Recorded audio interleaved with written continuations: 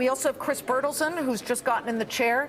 He's over at Global Financial Private Capital, $5 billion in assets. Chris, on a day like this, can you look through all of this and figure out where you stand on some of those calls? Are you in on a day like this?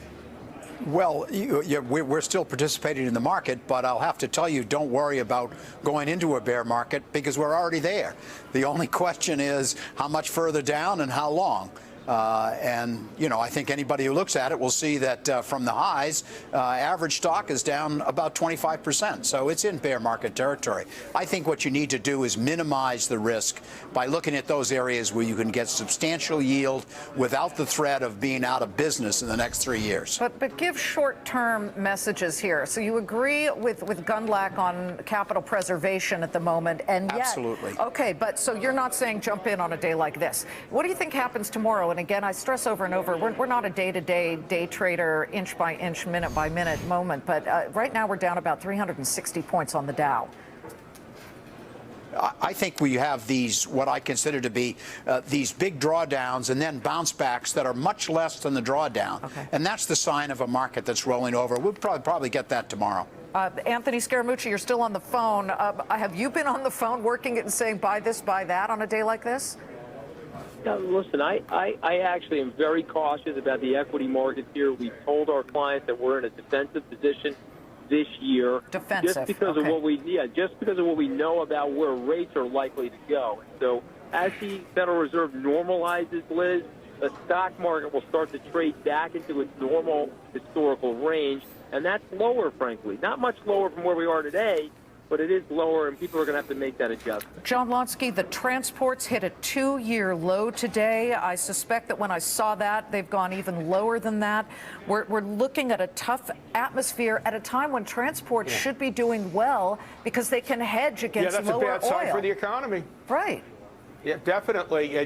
Despite cheaper oil, their transports aren't doing well because there's expectations of a reduced demand for the services provided by the transportation industry. It's almost like you cannot win.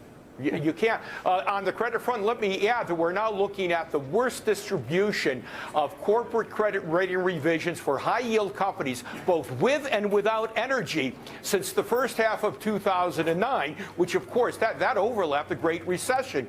You're doing worse on the credit front, and I think that's warning of diminished liquidity for all businesses going forward, and investors have to proceed with the utmost caution. Well, John Sylvia, this first week has been brutal, and so I'm wondering now, do you have a lot of corporations saying batten down the hatches, stop hiring, don't pay out brand new jobs that actually have to pay out benefits, etc.? I mean, will we start to see that when it comes to labor numbers? Yeah, I think it all comes down to the expectations of demand, and the expectations have moderated.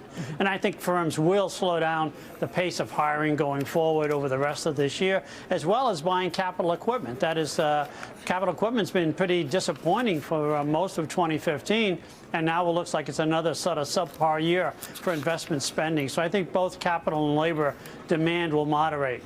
Well, Chris Bertelsen, you're buying Chevron and Verizon on any day at this point. We look for a company that actually pays a dividend because at least through all of this volatility that we're seeing, and I remind our viewers, Dow Jones Industrial is down 367 points, you could at least get a teeny little dividend, right? 5% or better, and this is the perfect time to do it. The hardest trade is usually the best trade, and I'd say right now it makes sense. I don't think the Fed raises any more between now and the end of the year. It becomes a political process if they raise.